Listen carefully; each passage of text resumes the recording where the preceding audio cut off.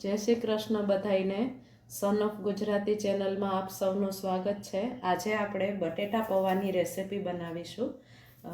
તમને જો આ રેસિપી જોવી ગમતી હોય તો તમે મારી ચેનલને સબસ્ક્રાઈબ અને લાઈક કરજો. ચાલો હવે રેસિપી શરૂ કરીએ. તો આના માટે મેં 4 બટેટાને પાણીથી ધોઈને સાફ કરી લીધા છે અને આ બટેટાને આપણે એકદમ પાતળા કટિંગ કરવાના છે. પણ મારા ઘરમાં યુઝ્યુઅલી હું આવી રીતે જ નાના કટિંગ કરી ને બટેટા પૌવા બનાવું છું. મરચાં લીધા છે મેં 2 મરચાંને આવી રીતે આપણે નાના કટ કરી લેશું. ઝીણી સમારેલી ડુંગળી લીધી છે, 1 લીંબુનો રસ લીધો છે અને થોડા માંડવીના દાણા લીધા છે. આદુ મરચાંની પેસ્ટ આપણે લીધી છે, લસણની, અને મીઠો લીમડો લીધો છે. ચાલો તો હવે શરૂ કરીએ બનાવવાનું. તો આપણે એક પેન ચડાવી દીધું છે મેં ગેસ પર. એમાં આપણે 2 ટેબલ સ્પૂન જેટલું તેલ લેશું. આપણું તેલ ગરમ થઈ ગયું છે. હવે આપણે એમાં થોડા રાઈના દાણા ઉમેરીશું, થોડું સાબુત જીરું ઉમેરીશું,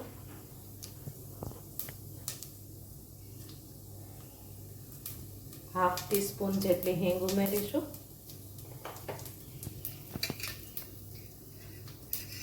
મરચાં ઉમેરીશું, મીઠો લીમડો ઉમેરીશું,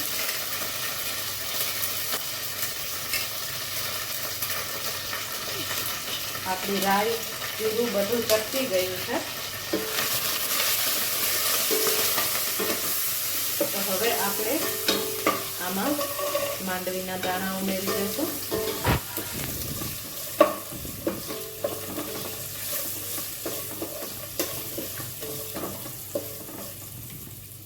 ફ્લેમને થોડી વધારી દઈશું.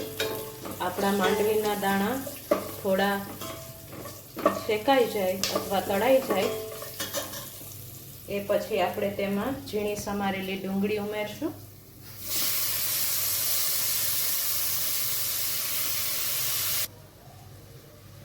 આપણી ડુંગળી સતળાઈ ગઈ છે. હવે આપણે એમાં આદુ મરચાં લસણની જે પેસ્ટ હતી એ ઉમેરી દઈશું. હવે પેસ્ટને આપણે એની જે કચાશ નીકળી જાય ત્યાં સુધી ડુંગળી સાથે સાતળવાની છે.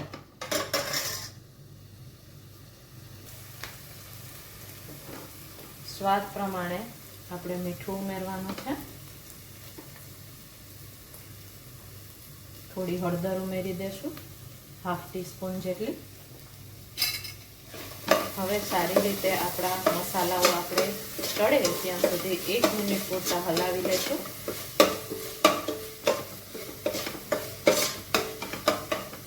આપણા મસાલાઓ બરાબર ચડી ગયા. હવે આપણે આની અંદર જે આપણા નાના સમારેલા બટેટા હતા એ એડ કરી દેવાના છે.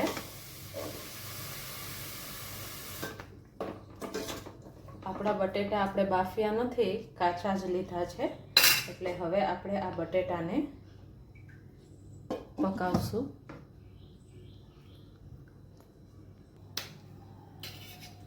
હવે આપણે ચેક કરી લેશું કે આપણા જે બટેટા આપણે રાખ્યા હતા એ વ્યવસ્થિત રીતથી પાકી ગયા છે કે નહીં. તો તમે જોઈ શકો છો આપણા બટેટા વ્યવસ્થિત રીતથી ચડી ગયા છે. હવે આપણે આની અંદર મસાલા કરી લઈશું.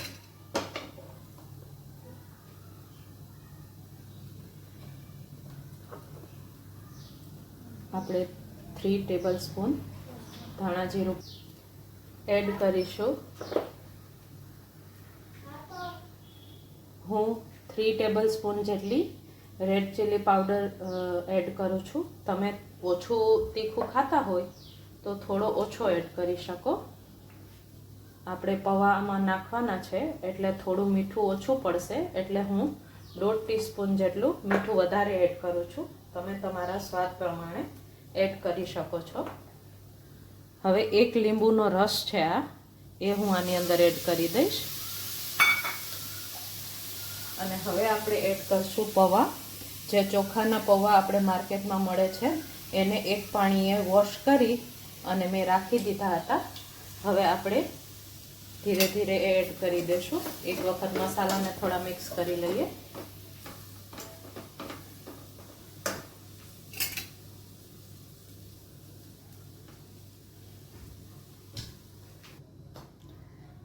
એક ટેબલ સ્પૂન જેટલો આપણે ગરમ મસાલો એડ કરીશું અને ખટાશને બેલેન્સ કરવા માટે હાફ ટીસ્પૂન જેટલી ખાંડ ઉમેરીશું.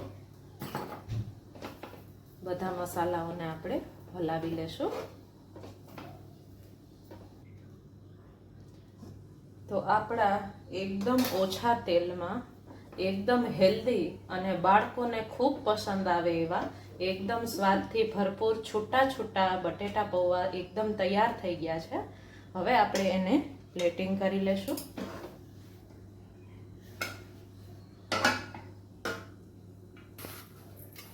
આની ઉપર આપણે થોડી ઝીણી ચણાના લોટની સેવ નાખશું, જે અમારા ઘરમાં બધાને બહુ પસંદ આવે છે. અને થોડી ઝીણી સમારેલી ડુંગળી પણ એડ કરશું. તો આ આપણા પોહા એકદમ તૈયાર થઈ ગયા છે જમવા માટે અને ગરમા ગરમ સર્વ કરી દેશું. હું બોલવાનું, જો તમે આવી જ રીતે અમારા ગુજરાતી દેશી રસોડાની દેશી રસોઈ જોવા માંગતા હો તો તમે અમારા ચેનલને લાઈક કરો,